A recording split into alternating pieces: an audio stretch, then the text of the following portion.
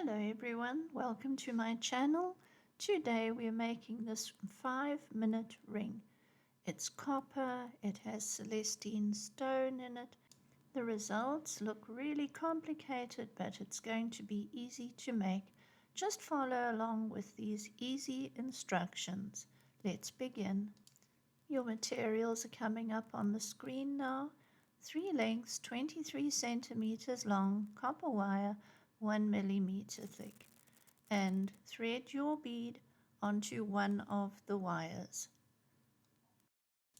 Find the middle and place it there with the other 2 wires on the outside of the stone. Bend the wires gently around your stone. Make sure that they fit reasonably well around the stone. It doesn't have to be perfect, but just up close if you can. And then begin to twist those tails.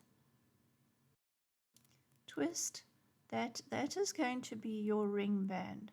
So it will be about 5 to 6 centimeters long for a size 7 ring, taking into account the stone length as well. Hammer the twisted band on your little anvil and quite gently, but hammer it flat on both sides. It brings out the pattern this way. This is quite a tough copper, but I haven't annealed it. I'm using a steel hammer, but as long as you hammer quite gently, then it should be all right. You don't want to break the strands of the wires. The only purpose here is to set the wires together in one piece and to bring out the pretty twisted pattern. I like to do a twist because you never quite know how it's going to turn out and what the pattern will be, but always quite exciting. Now we're going to bend that band around a ring mandrel to the size that you will need. I'm making a size 7 ring here, and then just adjust that stone down. I check it for size, even though it's not finished by any means. I'm just checking the size. Make sure that your band is nice and round. Just tapping out some of the kinks and making sure it all sits nicely.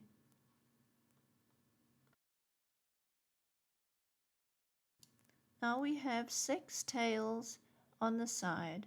The first tail closest to the stone, I'm threading some copper beads onto that tail, bend the wire underneath the main body and up through the middle gap, and then putting a pretty little curl onto the top of it. Squeeze it down into place. And we're going to work our way across all of these tails, and each one will add to the whole design. The second tail across under the body, up through the gap, and give that one a curl. And here you can play around and do your own design. This is a guide for you, but you have all of your own very good ideas as well, I'm sure.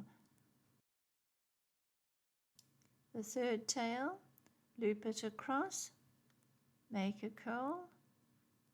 I've gone in the opposite direction here, so from where it comes out of the twist, I've given it a loop and a curl backwards, because you don't want all the little curls and pretty things on one side of the stone and the rest is a bit open and bare.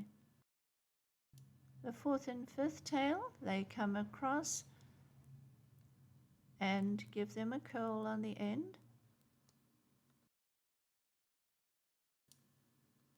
And I like to put a little bit of a flare on some of the curls just to give them a shine, add texture and interest to that piece of jewelry. So hammer it until it's a bit flat and looks just right to you, and then curl it up, snug it up against the stone. And then we're going to do the same thing with the fifth tail as well.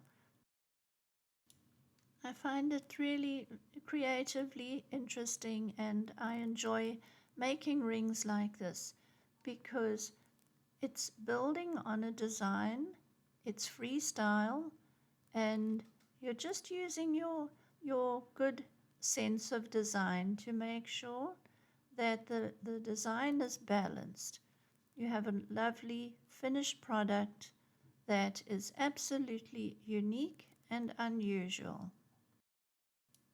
The sixth tail, I've threaded a few copper beads on it, taken it across onto the other side of the stone, push the tail over the top through the gap, and then curl it up on the outer side of that whole collection of wires. Now you can see how the design is balanced. There are beads on the one side, there are beads on the other, and it's looking beautiful. Try on for size, and there you go, a 5-minute ring. It's gorgeous. Take great care of yourselves. You are very special. And thank you so much for watching this video. Bye-bye.